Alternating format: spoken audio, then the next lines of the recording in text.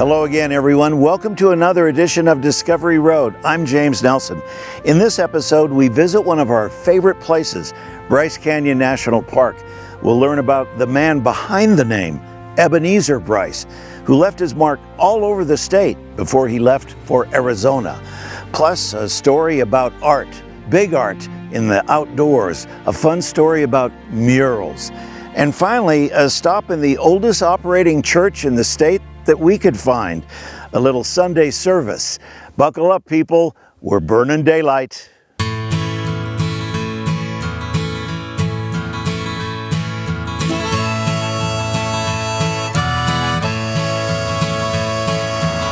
As soon as you enter the Pine Valley, the charming, unspoiled setting sweeps over you.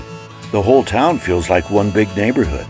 Historic homes, old-time implements, hand-carved family names, fields with horses munching on tall grass, and nearby, stands of tall, lush pine trees hosting families around cool water.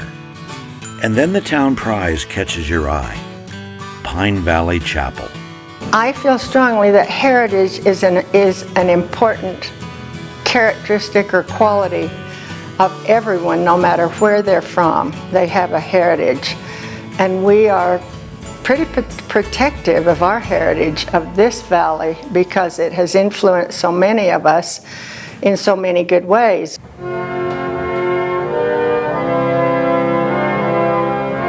Locals have to juggle their activities and church services with a constant flow of tourists and visitors wanting to see the little white chapel. It's their treasure, and they keep it polished and very pretty. We grew up calling the people in Pine Valley aunt and uncle so-and-so, not only because a lot of us were related, but because we felt close to each other because of that pioneer heritage and learning and growing through the hard work that everyone did. A man named Larry Gardner told us if we wanted to find out about that hard work the pioneers did, we'd have to meet some of his friends first. These are great, great people, great men, great women, and great young people that have passed away. A lot of young people died in the early days with diphtheria or whooping cough or horse accidents or whatever it was, and they're all buried right here. It's kind of reminds us how tough life was. Oh, absolutely. Yeah, life was not easy. Yet they never complained. I quoted Robert earlier.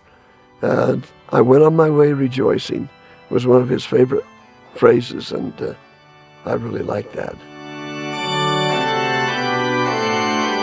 Robert Gardner certainly did go on his way rejoicing. This statue in the middle of an intersection in St. George, Utah proves it. He helped settle the area there, and yes, he had a hand in the Pine Valley with his sawmill skills. So my great-great-grandfather Robert was a very key lumberman in this area. He called by Erastus Snow to come to Pine Valley and set up his sawmills as he did. He quickly started to take orders for lots of lumber and cut a lot of the lumber that was used in the early settlement of St. George and Washington and Santa Clara. The cool Pine Valley retreat was growing. The need for a chapel was obvious. Robert Gardner could cut the timber, and Ebenezer Bryce would have to build it. Nobody knew how to build a building. Robert knew how to cut the lumber, and so they asked Ebenezer if he would oversee the building of this chapel. And he said, sure, I don't know how to build a building, but I know how to build a ship. And so he said, I'll build it like an upside-down ship. And they hoisted up the walls, tied them with rawhide bindings and wet rawhide that would shrink and as it dried to bind it in place. And Ebenezer always said it was good enough that if a flood ever came and it tipped upside down, it would float. Of course, on Sundays, the Pine Valley Chapel is at its very best. We have about 60 people. So tienen que estar los chiquitos adelante, medianos atrás y los grandes atrás. About 40 adults, 20 youth and children, and like 8 babies. So yes, it's a big family. And what are the thoughts from others about the Pine Valley Chapel for those that first saw it? Everybody has loved it. It is very different to what we are used to. Back in Guatemala, the buildings are different. We had that opportunity to build buildings in Guatemala as well as part of the church growing. But coming here and see more history, it's even amazing. Yeah, it's very amazing.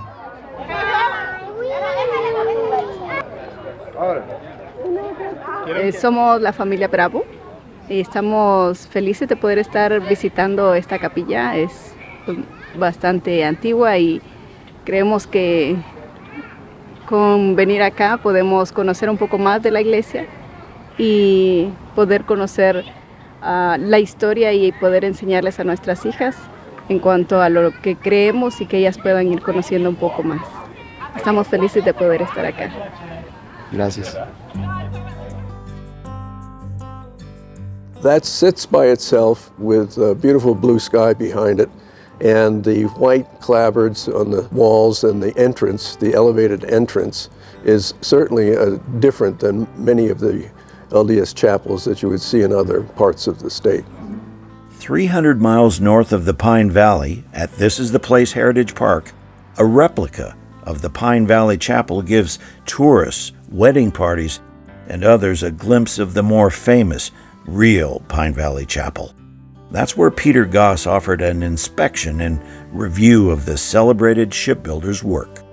Ebenezer's church really exhibits fine quality of craftsmanship, and that craftsmanship is throughout. For example, the elliptical, that is a slightly curved ceiling in the assembly room, lath and plaster, and we saw a picture of the interior of it up in the attic, and it is very similar to the way the lath and plaster was adhered in the tabernacle downtown, the Salt Lake Tabernacle.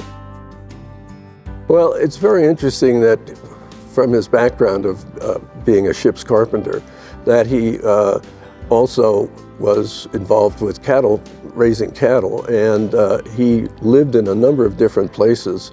Bryce Canyon was named after Ebenezer Bryce, and then he moved to various parts of Utah before ending up the end of his life in Arizona, still involved with cattle raising, I believe.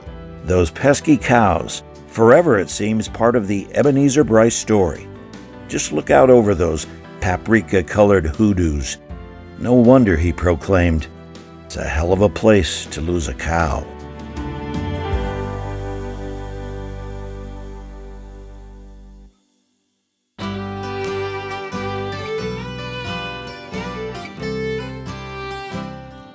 Tropic, Utah on Highway 12 is just a few miles from Bryce Canyon National Park, but this is the place that carries the Bryce name into the future. There's Bryce Canyon Coffee Company, located on Bryce Way, as you can see on the street sign, schools, a pizza joint, and of course countless souvenirs carry the Bryce stamp. But the real story is at the Bryce Pioneer Village. Ebenezer Bryce was one of the first settlers in Tropic. Inspired by the Ebenezer Bryce story and his cabin, the Lefevre family opened up their own motel with historic cabins they hauled in from Bryce Canyon National Park. It's a really historic because Bryce Canyon is the only national park that's named after a man. All the other parks in the country is named after Indian tribes or landscapes or whatever. But Bryce Canyon is named after Ebenezer Bryce. The Lefevre family had Ebenezer's real cabin on their property. It was a very big attraction, but after 50 years it began to fall apart. They tried to save it. They couldn't. Only a pile of logs remains.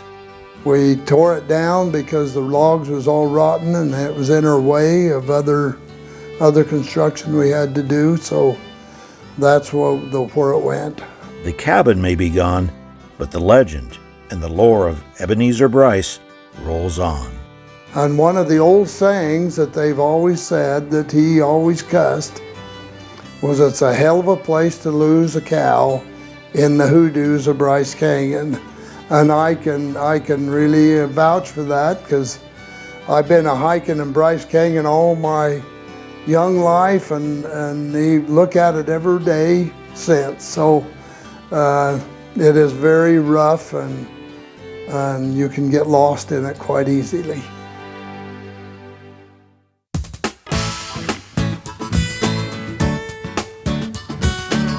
The idea for outdoor art and murals is not new, but there has been a Renaissance touch placed on the walls of stores, shops, and gas stations that you find up and down the historic corridor in Utah. In Parowan, we found this mural featuring a bird and a box of chocolates. This tire shop perhaps needed a nice mural to stay in business.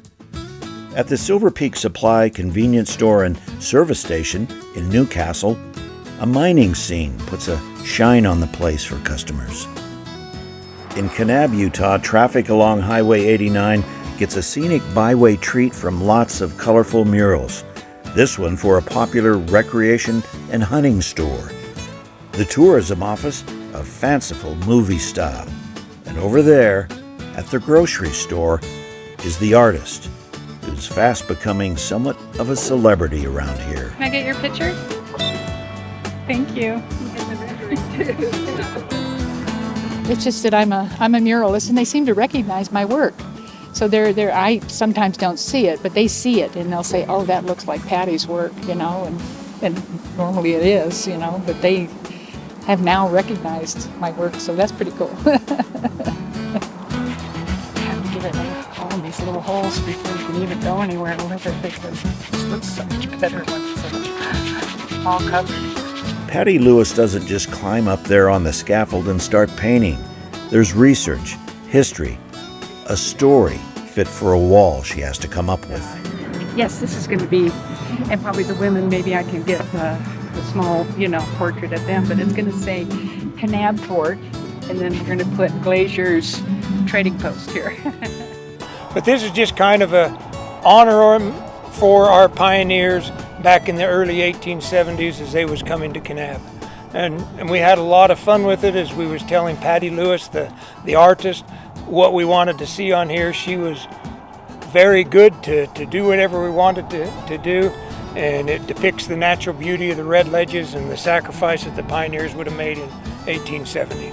So then I made the little squares, so I would lay it over here, here, and here, and divided it into 6 sections, And see that I mean? I'm going to put little chickens down here and stuff like that. So interesting things, Then like over at the tourist place, just postcards. So I thought, we're going to go, now showing the wild things,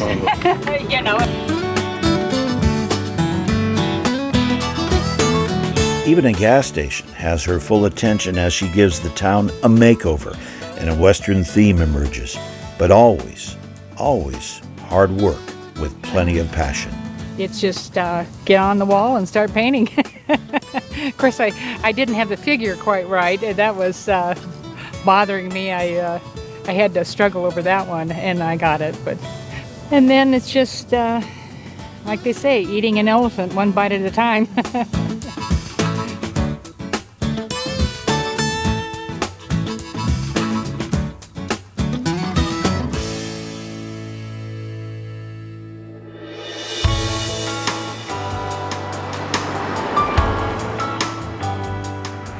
In Rockville, Utah, we found a lot of natural beauty, but not a single mural, until we met Jody McGregor. I am a muralist. Amongst other things, I do fine art as well.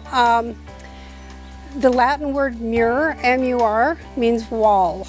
So mural comes from a painting that is an integral part of the wall. I started doing murals when I was in France. That was popular there. Usually in commercial endeavors, people would want to decorate the inside of their stores or the front of their stores. She's done lots of mural work in Las Vegas. Here's some frescoes in a community clubhouse, an outdoor mural, even a drapery illusion. Her signature on many murals in Vegas. And in her own home in Rockville, she has perhaps her favorite. And since I'm a muralist, it seems a shame not to have a mural in my own studio. So in thinking about what I should depict, here I am so close to Zion National Park, less than 5 miles, in fact, from the entrance to the park. And one of the main attractions in the park is Angel's Landing. So using a combination of different inspiration photos that I have taken from hiking up there, I am doing the Angel's Landing view. Before we say goodbye to the mural stories, there is one more place you should know about. Cushuram, Utah, home to quiet country roads, a century-old amusement hall filled with colorful history. But where the town gets busy, across the street over there, the Grass Valley Mercantile.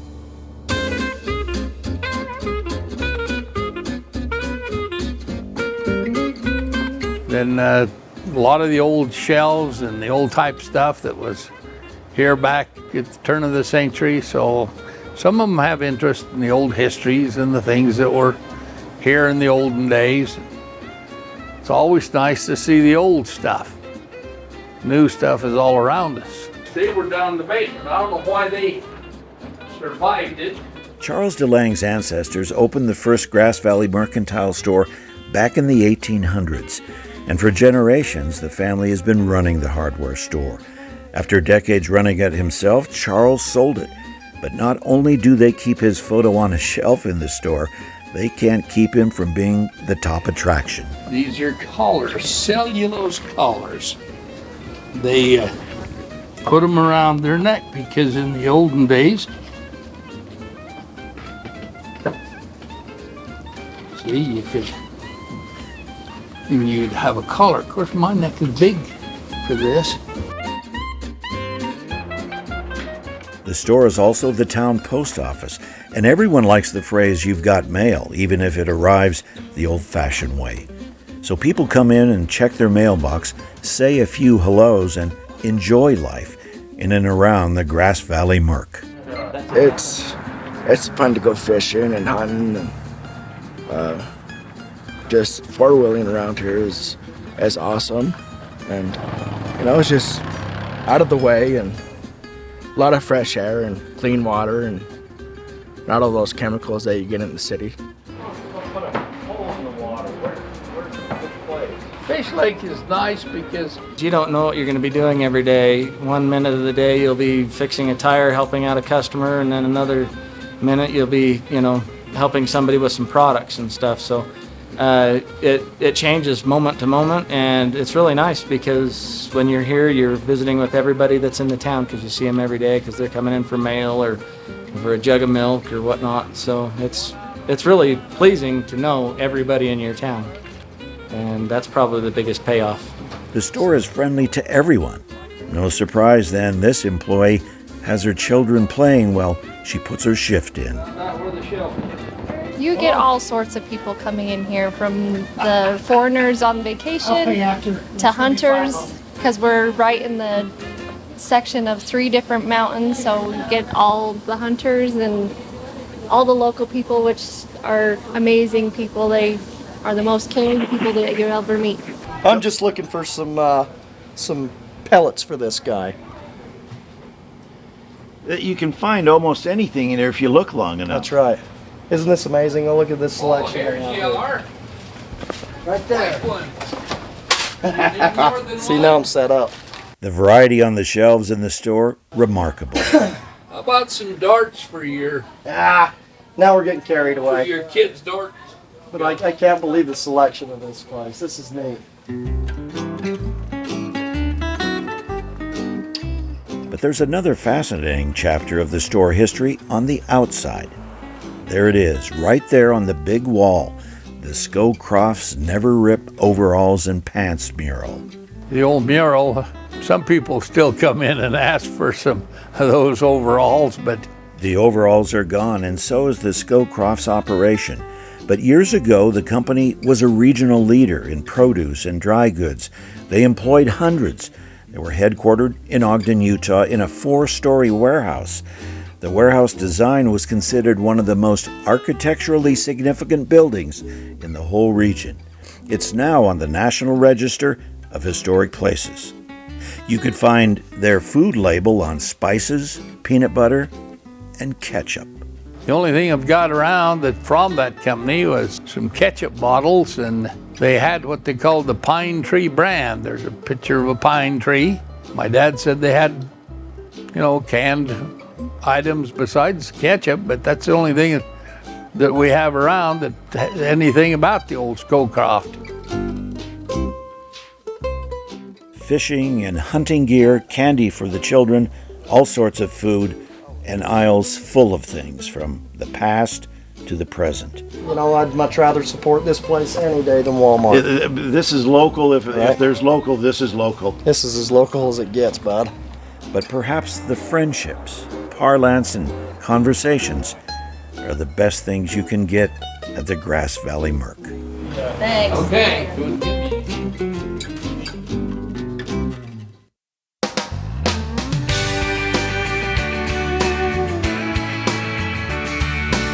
Just 5 miles or so down the highway from Cushiram, Utah, we stumbled onto a road trip museum of sorts, Ole's Place. They stopped pumping gasoline here back in 1977. But don't worry, you can still fill up with a stack of stories and a lot of fun history.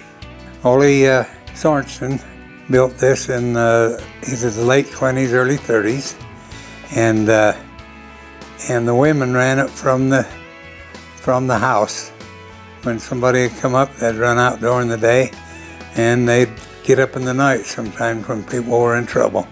They're driving and worried about gas. The shelves are filled with memorabilia that was once commonplace. Now they are being rediscovered for their historical significance. Overalls, once worn by gas station attendants.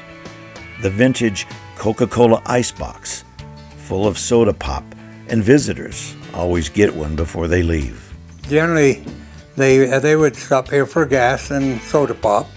We've got lots of people that when we rebuilt this, they came down to have their lime soda pop or something like that they used to get from my parents. It was when the boys were going out to hay for their grandfathers, their grandfather would bring them down here on the hay wagon with a team, fill their tires before they started and buy the boys a pop. And the boys haven't forgot it yet. They still tell me about it. The ones going fishing and hunting ducks and geese, they still talk about it. And so, yes, there's some good stories there. The little gas station is a big hit with outsiders. People from all over the world stop in for a stroll back in time. Sorensen makes sure they sign the guest book before they leave. A young woman and her friend came in here about 4 years ago, right after I started the book, and she had finished school in San Francisco. She was on her way back to Kuwait. And that's one of my favorites there. Just 200 or so people live around here, but the place has a name, and that's important, as Bill Sorensen will tell you. Very important to every doggone one of them. This community is named Greenwich, the same spelling as Greenwich in England. And they're the only, I think there's one somewhere in the Plain States. There's not many names called Greenwich. It's a very small town. And his grandpa used to own the mercantile. Hey guys, let's go in the house. I enjoy it. It's my retirement, I guess you could say. I work in the garden and things like that for my own entertainment, but this is the best part of it. I've really enjoyed it. 78-year-old Bill Sorensen, watching the world go by along an old highway, but always ready as the door greeter to a real piece of the frontier past. We do have one footnote relative to the quaint wood frame white church in that beautiful Pine Valley. Locals there called us with an attendance number from the Labor Day Sunday service. 907 were counted. Oh my goodness. Ebenezer Bryce, the old shipbuilder, perhaps he was right all along. That ship can float. I'm James Nelson. We'll see you next time out here on Discovery Road.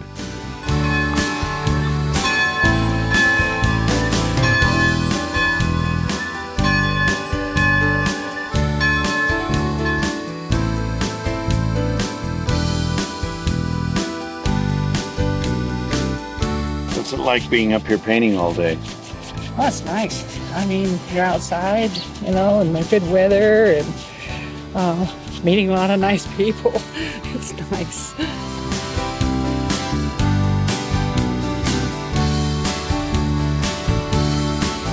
Charles Leland DeLange. Spell it. Standard Charles. Leland, L-E-L-A-N-D. DeLange, D-E-L-A-N-G-E. And we are in the Grass Valley Merc, 5 North Main in Cusharam, Utah.